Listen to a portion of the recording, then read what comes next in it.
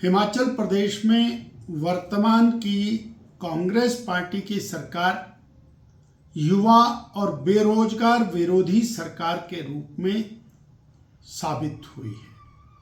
और यूं कहा जाए कि हिमाचल प्रदेश की आज तक की सभी सरकारों में यदि सर्वाधिक हानि युवाओं को, बेरोजगारों को किसी सरकार ने पहुंचाई है तो वो वर्तमान की प्रदेश की कांग्रेस सरकार है।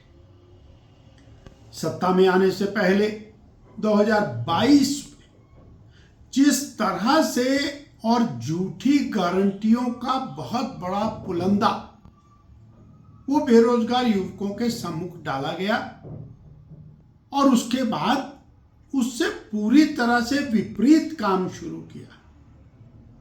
2022 में सत्ता में आने के लिए बेरोजगारों को अपनी ओर आकर्षित करने के लिए राष्ट्रीय स्तर से कांग्रेस पार्टी के नेता हिमाचल प्रदेश में आए और उन्होंने कैटेगरिकली घोषणा की, वीडियोस जारी किए, भाषणों में कहा कि कांग्रेस पार्टी की सरकार हिमाचल प्रदेश में बनते ही पहली कैबिनेट में 1 लाख सरकारी नौकरियां दी जाएंगी, 67,000 पद रिक्त हैं, 33,000 पद सृजित किए जाएंगे और 5 लाख रोजगार दिए जाएंगे। परंतु सरकार आ गई कांग्रेस की, उसके विपरीत काम हुआ। नौकरी देने वाला संस्थान बंद हो गया, कमीशन की नौकरियां बंद हो गई। पिछले 3 साल के अंदर एक भी रेगुलर भर्ती का प्रावधान नहीं हुआ है। आउटसोर्स भर्तियां बंद हो गई और एक नए कुछ फॉर्मूले निकाले और वो फॉर्मूले भी एग्जीक्यूट नहीं किए। कोई वन मित्र लगेगा, कोई रोगी मित्र लगेगा, कोई पशु मित्र लगेगा।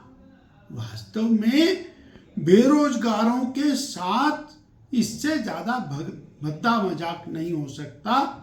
4,000 4,500 की नौकरी लगाने के लिए वो दर की ठोकरें खा रहा है। आज इससे भी और अधिक बढ़कर के स्थिति, विभागों से कर्मचारियों को निकालने का क्रम निरंतर चल रहा है। अभी हाउसिंग बोर्ड के अंदर 135 पद सृजित थे, उनको पदों को समाप्त कर दिया, यानी रोजगार के अवसर ही समाप्त कर। बिजली बोर्ड में हजारों पद समाप्त कर दिए, रोजगार के अवसर समाप्त कर दिए। 1,45,000 पद प्रदेश के विभिन्न विभागों के अंदर जो रिक्त पड़े थे उनको पूरी तरह से समाप्त कर दिया। शिमला यूनिवर्सिटी के अंदर अभी अनेक लोगों के पदों को समाप्त कर दिया और बहुत सारे लगे हुए कर्मचारी उनको बाहर निकाल दिया। 2000 स्कूल बंद किए गए।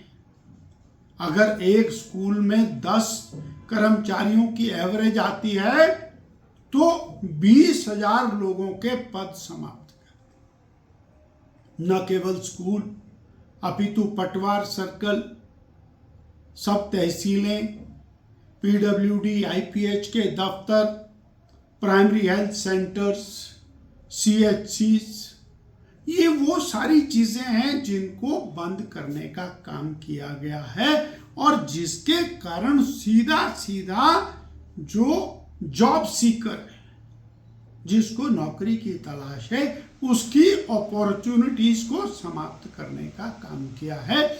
ये बेरोजगार विरोधी, युवा विरोधी सरकार है। इसने ये बात पूरी तरह से साबित की।